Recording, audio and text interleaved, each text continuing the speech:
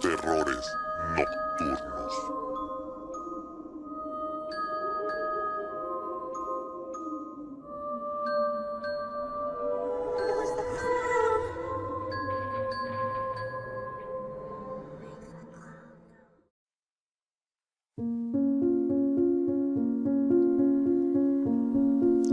Hola estimados noctámbulos, es un gusto tenerlos de vuelta en un nuevo capítulo.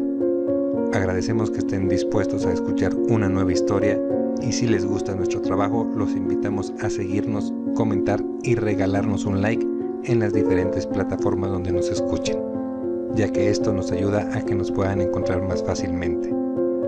También pueden apoyarnos compartiéndolo con más gente para que esta comunidad siga creciendo y llegar a más personas que nos puedan compartir su historia. Así que, sin nada más que agregar, conecten sus auriculares, apaguen las luces y abran su mente para entrar a Terrores Nocturnos.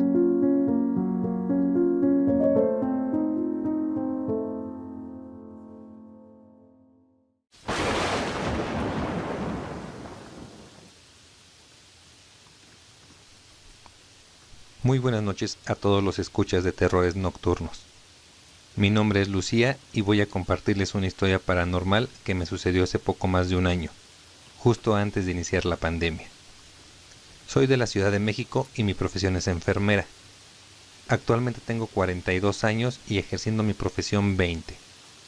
Cabe señalar que el área donde me especializo es terapia intensiva. Al convivir en todo momento con pacientes terminales, uno se va acostumbrando a la presencia de la muerte en todo momento.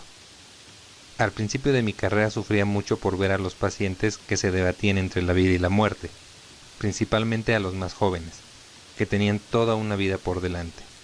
Eran tan frágiles y se veían tan débiles que de inmediato te hacían sentir compasión por ellos. Al estar pendiente de ellos, quieras o no, empiezas a sentir cariño. Ese apego me empezó a afectar cuando las personas a mi cargo fallecían. Es un trabajo complejo, y aunque muchas personas se pueden quejar del maltrato que podemos ofrecer o de la frialdad con la que manejamos las situaciones, estoy segura que muy pocos aguantarían vivir todo lo que nosotras pasamos en esta profesión y lo que estamos dispuestas a ver y hacer. Después de como el cuarto año de trabajar en un hospital del Instituto Mexicano del Seguro Social, estaba tan devastada emocionalmente que tuve que pedir ayuda psicológica. Todo empezó cuando ingresó al hospital Carla, una chica de 19 años con leucemia. Como es bien sabido, esta enfermedad requiere de mucha atención y tenemos que hacer lo posible porque el paciente no sufra tanto. Cuando Carla llegó al hospital ya estaba en un estado muy grave. Le costaba mucho respirar y tenía la fiebre en más de 40 grados. No tenía fuerzas para nada y tenía un sangrado constante de la nariz y de las encías. Tenía todo el cuerpo lleno de moretones y con pequeñas manchas rojas, muy normales de esta enfermedad. Pesaba a lo mucho 45 kilos, y por lo que nos comentaban sus familiares, en menos de 2 meses había bajado más de 20 kilos. Desde que fue internada estuve al tanto de ella. Casi todo el tiempo se encontraba fatigada y yo trataba de animarla a comer. Si tenía algún tiempo libre iba a visitarla, y cuando terminaba mi turno trataba de estar con ella cuando no se encontraba algún familiar. Carla era una valiente. Aún y con todo lo que tenía, nunca perdía el ánimo. Siempre que se encontraba despierta, te recibía con una sonrisa, y decía que lo que estaba pasando solo era una prueba para hacerla más fuerte. Incluso animaba a sus padres. Les decía que no se preocuparan por ella, que mejor fueran pensando a dónde se iban a ir de viaje cuando ella estuviera dada de alta. En aquel tiempo yo todavía no tenía hijos, y no pude evitar encariñarme de una persona como Carla. Por más que intentamos sacar adelante a Carla, en menos de un mes falleció. Fue un golpe tremendo para sus padres, y para Enrique, su hermanito menor, de apenas 6 años. Lo conocí el día que Carla murió. Por reglas generales no permitimos la entrada a menores de edad a esa área del hospital, pero como Carla se ganó el corazón de muchas enfermeras y de su doctor, hicimos una excepción y dejamos que entrara con sus papás. Cuando Carla falleció fue en mi turno. Le habían llevado su comida y yo la interrumpí para hacerle el chequeo habitual.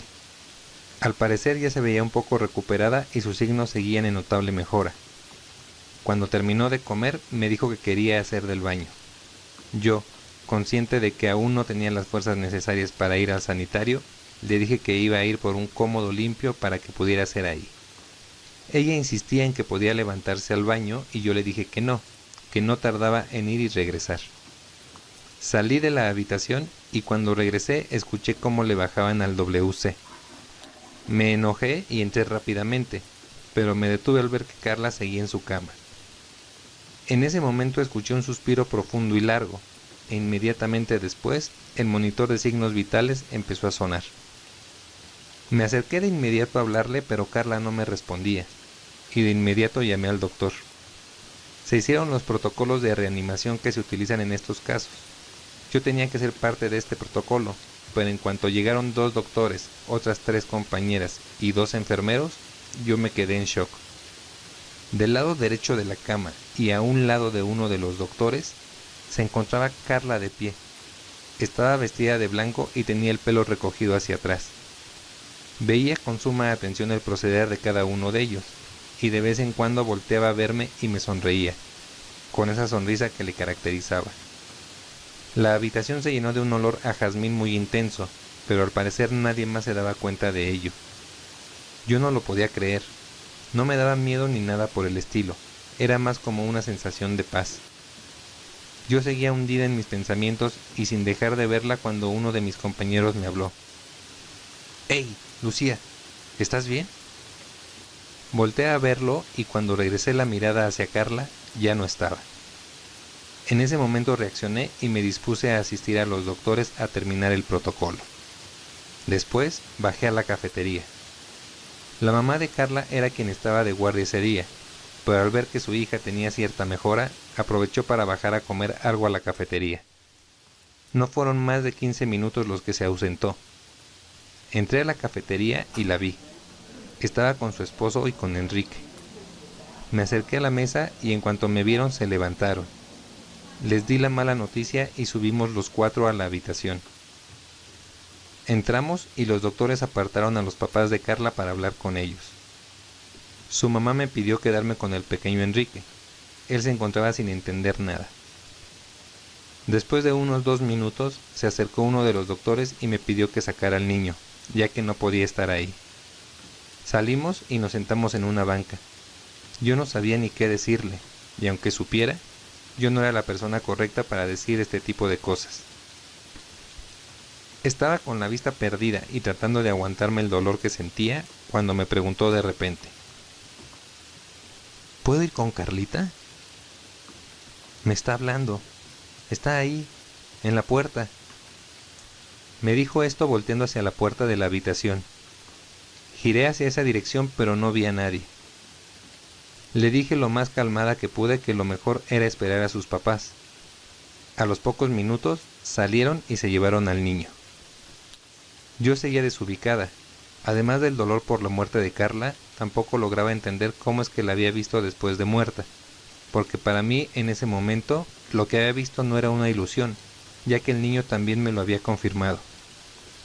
Me dispuse a continuar con mi trabajo, aunque no recuerdo bien en qué me entretuve el resto de mi turno. Los siguientes días caí en una profunda depresión. No tenía ánimos de nada, ni siquiera de comer. Pasaba las noches en vela y en el trabajo hacía lo mínimo posible. Así pasaron varias semanas hasta que me vi obligada a ir a terapia psicológica. Según mi psicólogo, la visión que tuve de Carla también se debía al alto grado de estrés y al cariño que sentía por ella. Y después del suceso fue eso mismo lo que me sumió en la depresión.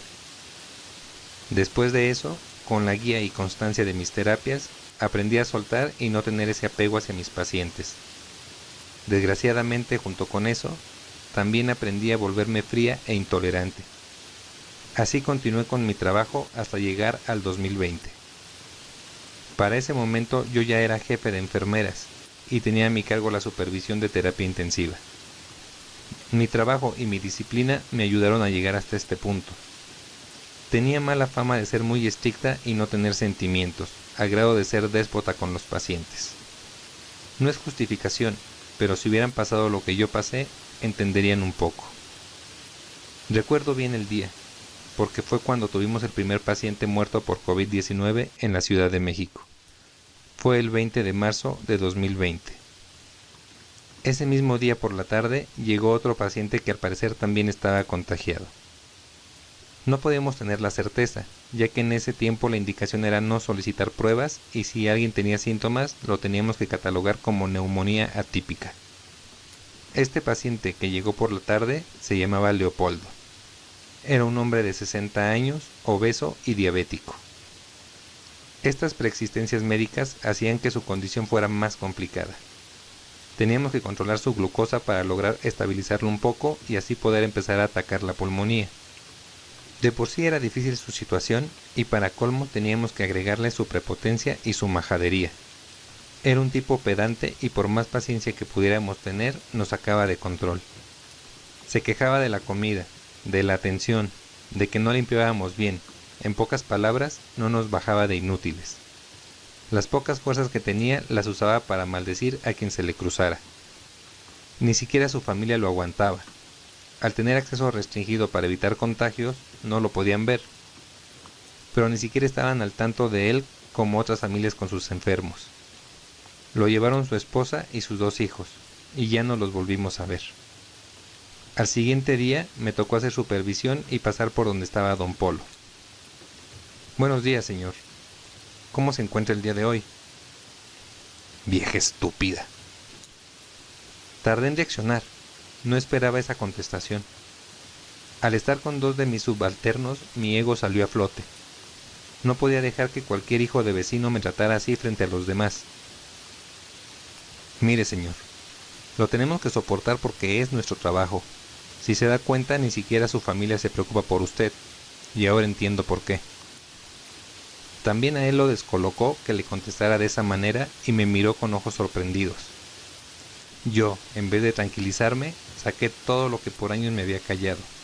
Me acerqué poco a poco a su cara y cuando estaba segura que me escuchaba y los demás no, le dije: vi a sus hijos cuando lo trajeron.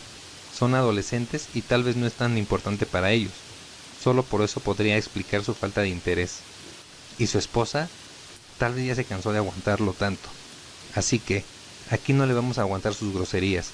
Si coopera y todo sale bien, será lo mejor para todos, y no tendremos que soportarlo tantos días.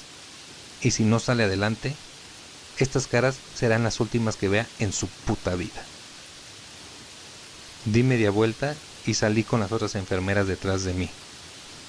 Me sentía triunfante y orgullosa de mí misma. Ya había sido mucho tiempo de aguantar. Pero el gusto me duró poco. A las 2 horas el señor Polo había muerto. Tratamos de localizar a los familiares, pero no los encontramos. Nosotros sabíamos que aunque el diagnóstico indicado era pulmonía, el paciente había muerto por COVID. En este caso se decidió que no podíamos esperar demasiado tiempo para entregar el cuerpo, y se hicieron los trámites para cremarlo. Esa noche no pude dormir. Me daba cuenta que había sido una estúpida al acercarme tanto a él. Podía estar contagiada yo también. Mi falta de control me había puesto en esta situación. No pensé en eso porque en ese tiempo ni siquiera sabíamos a lo que nos estábamos enfrentando. La angustia y la ansiedad en mí no paraban. Llegué a pensar que si estaba contagiada, bien merecido me lo tenía por tratar así a mis semejantes. Mi hija se encontraba dormida en la otra habitación y también me preocupaba contagiarla. Eran casi la 1 de la mañana y yo no podía conciliar el sueño. Salí a la cocina para tomar un vaso de agua cuando escuché esa voz clara y fuerte detrás de mí. ¡Maldita perra! La voz hizo que casi me cayera. Era la voz del señor Polo. Instintivamente abrí el cajón de los cubiertos y saqué un cuchillo. Le grité que se largara de mi casa. En ese momento vi cómo un vaso que tenía arriba de la barra salió volando estrellándose en la pared.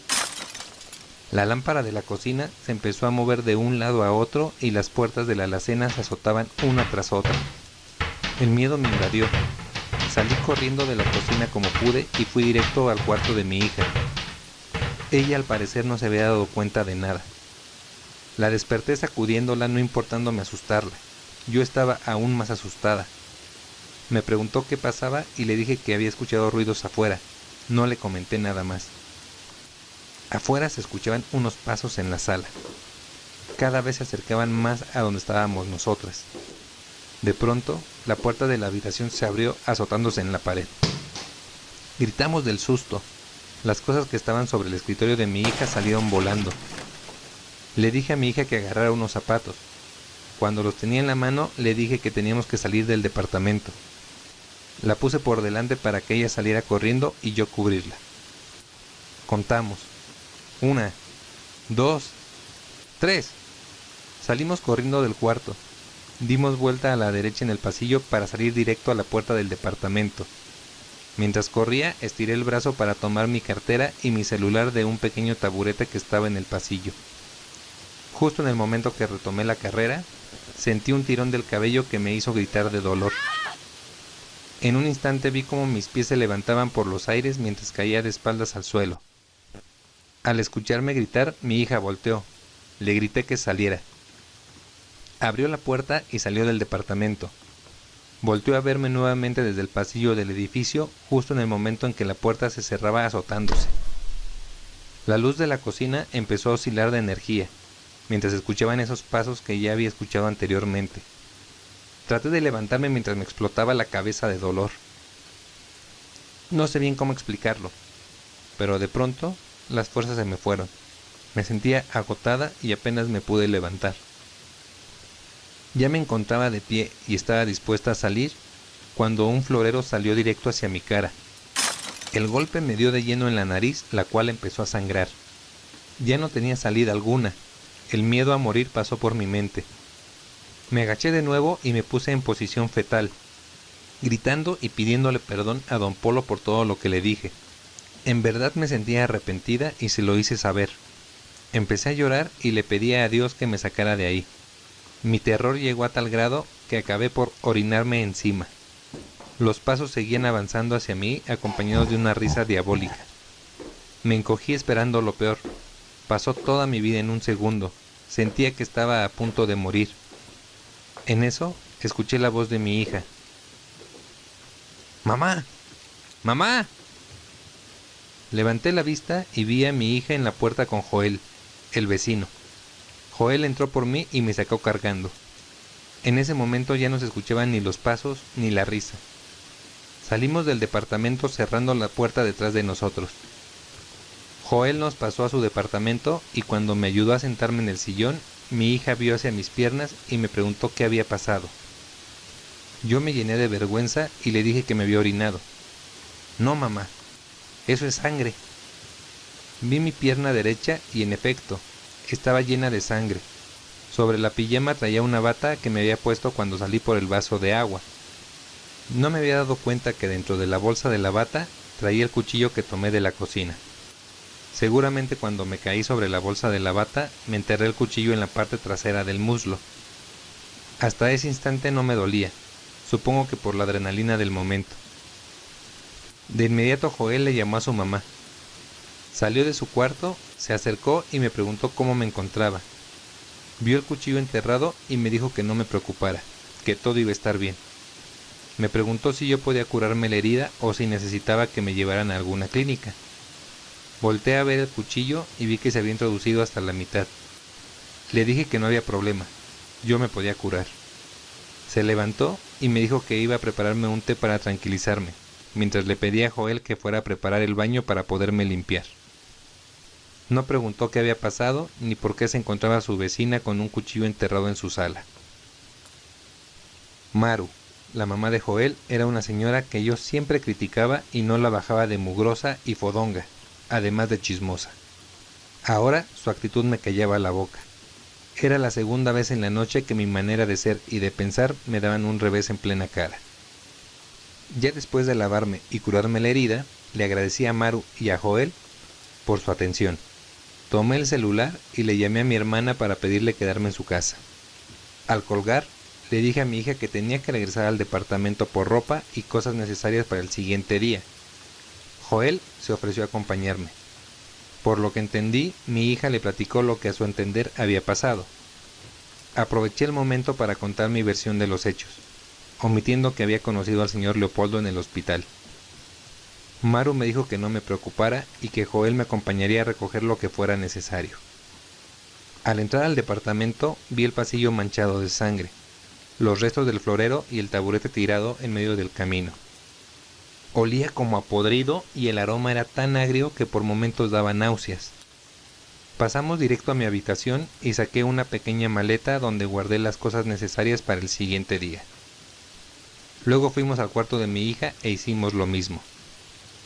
Al salir, fuimos hacia la cocina y vimos todos los cajones abiertos y algunos platos y tazas estaban rotos en el piso. Apagué la luz y salimos.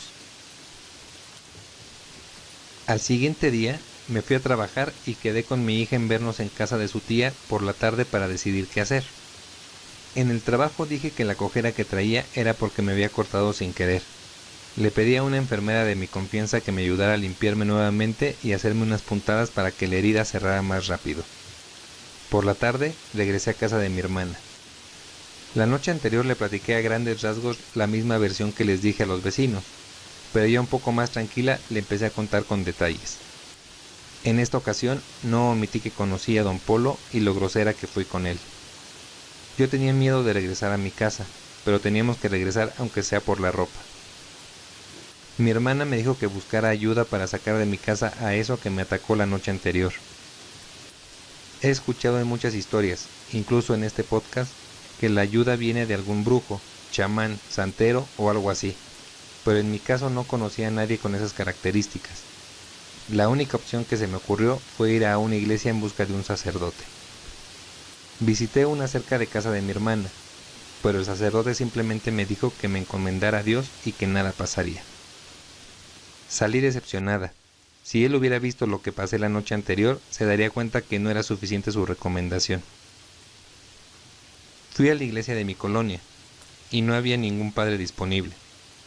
Ya estaba entrando la tarde, y mi última opción era ir a una iglesia en la colonia vecina. Llegué solicitando hablar con algún sacerdote. La señorita que me atendió me dijo que solo se encontraba el padre Javier. Pedí hablar con él y me pasaron a su oficina. A los pocos minutos apareció en la puerta. El padre Javier era un hombre de unos 70 años, canoso y ya un poco encorvado por la edad. Sus pasos eran lentos y le costaba caminar. No era la opción. Si yo volé como trapo la noche anterior, no me imaginaba lo que podía pasar con él. Se sentó y empecé a platicar nuevamente lo que había pasado. Tampoco omití ningún detalle. Por alguna extraña razón, algo me decía que tenía que ser completamente sincera con él.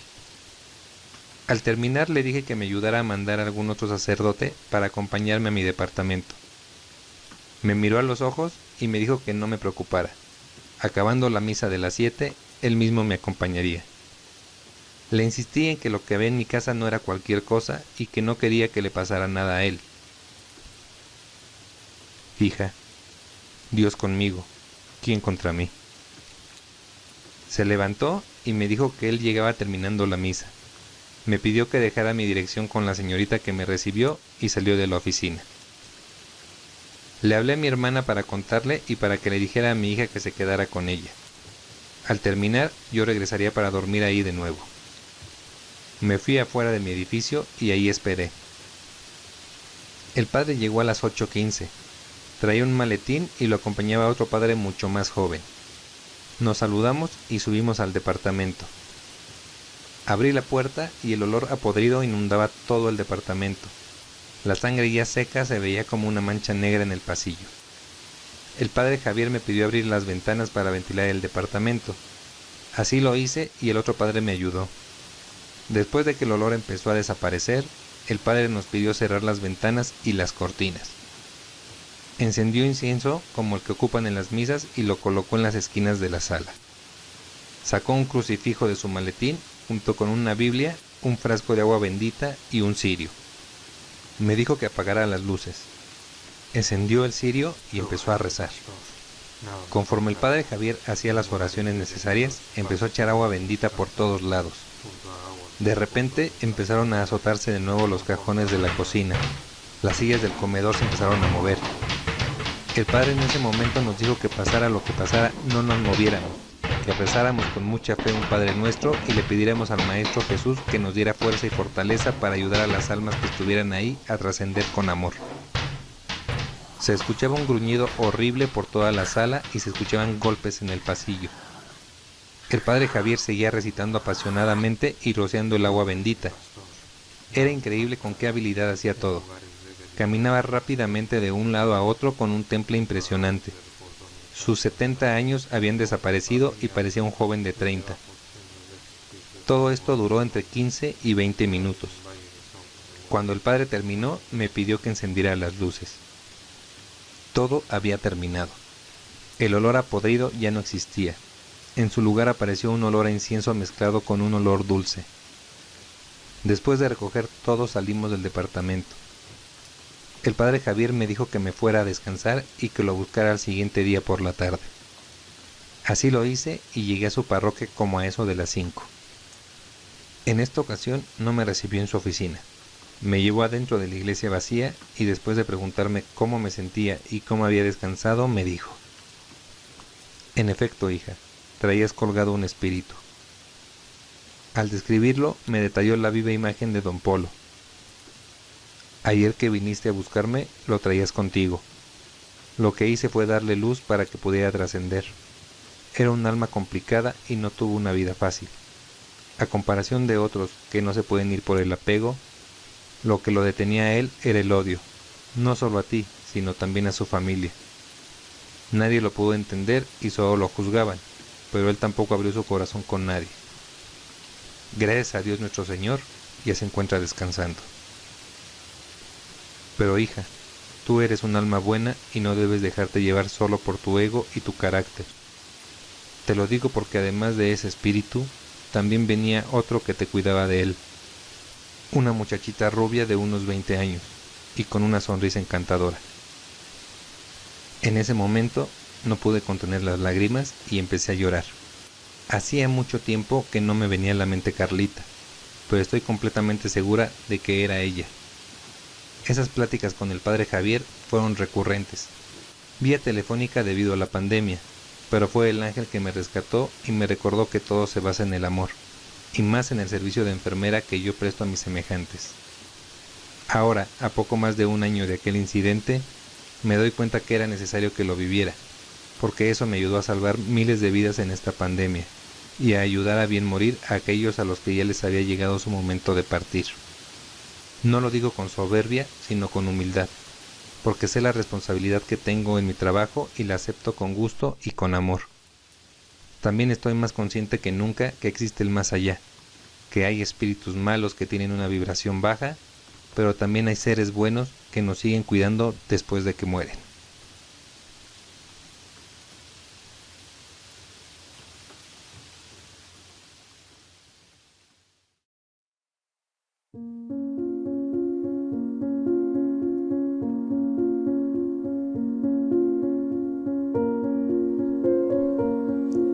Estimados noctámbulos, hemos llegado al final del capítulo del día de hoy. Ya vimos que lo paranormal puede suceder en cualquier lado y como menos te lo imagines. La historia de hoy terminó con un final feliz, pero no siempre es así. Agradecemos el entusiasmo que han mostrado por este proyecto y esperamos que el relato de hoy los ayude a conciliar el sueño. Por mi parte es todo, que pasen buenas noches y descansen en paz.